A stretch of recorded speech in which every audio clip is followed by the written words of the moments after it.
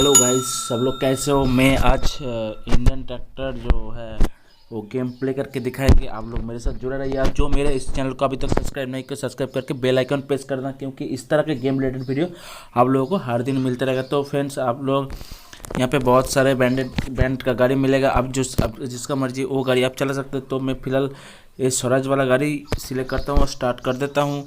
और आप लोग को खेलने का बस यहाँ पे देखिए सब फंक्शन दिया हुआ है। आप लोग आराम से इसको खेल सकते हैं। तो फ्रेंड्स, पहले चालू करते हैं, चलिए देखते हैं। तो यहाँ पे देखिए अलग अलग मतलब एंगल से दिया हुआ है। चलिए फ्रेंड्स चलते हैं। यहाँ पे मैप भी दिया हुआ है ऊपर में, आप लोगों को दिया। चलिए स्टार्ट कर दिया हूँ।